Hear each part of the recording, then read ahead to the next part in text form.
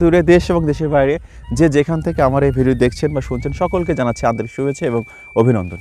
প্রিয় দর্শক, আপনাদের মাঝে বিভিন্ন ধরনের ভিডিও আমি উপস্থাপন করে থাকি।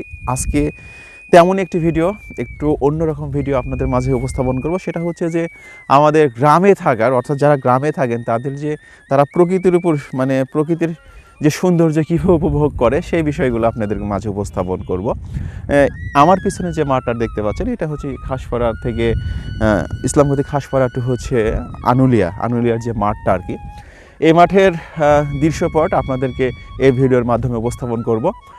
আর বেশ কয়েকদিন আগে আপনাদেরকে ভিডিওতে দেখিয়েছিলাম যে আমাদের এই মাঠের সোনালী ক্ষেত ধান, তখন এই ধান তোলার যে একটা প্রতিযোগিতা বা ধান তোলার যে উৎসব ছিল সেইটা নিয়ে আপনাদের মাঝে ভিডিও উপস্থাপন করেছিলাম। আজকে আমরা এই মাঠের ভিতর দিয়ে যে রাস্তাটা একটা সৌন্দর্য, অর্থাৎ বিকেলবেলা আপনার পরন্ত বিকেলের দিকে যদি বৃষ্টি না হয় তবে এই তাপপ্রবাহের অথবা গরম আবহাওয়ার মধ্যে এই রাস্তা দিয়ে যদি আপনি পায়ে হেঁটে চলেন অথবা আপনার বাইক বা অন্য কোনো কিছু সাইকেল বা যেটাই হোক না কেন সেটা নিয়ে চলার মধ্যে যেটা আনন্দ সেই বিষয়ে আপনাদেরকে তুলে ধরবো।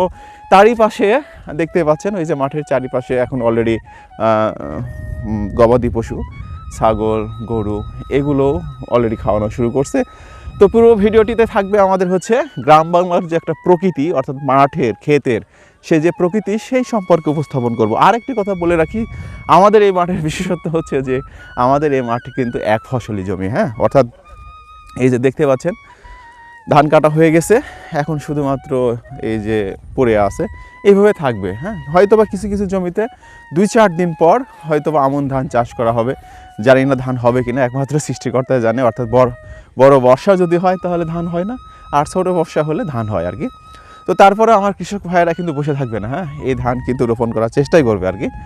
তো যাই হোক, আরও কিছু কথা হচ্ছে এই ভিডিওতে, সঙ্গে থাকুন। প্রিয় দর্শক, কথা বলতে বলতে চলে আসলাম। আসলে এই জায়গাটা কিন্তু চমৎকার, ভারী চমৎকার। দেখতে পাচ্ছেন এখানে একটা কিন্তু বসার জন্য একটা সুব্যবস্থা রয়েছে। কথা বলে দেখি তারা কি করছেন। কেমন আছেন কাকু? আলহামদুলিল্লাহ, ভালো আছি। কি করছেন বসে বসে? গরু চড়াচ্ছি। বাহ, গরু চড়াচ্ছেন। কখন নিয়ে এসছেন?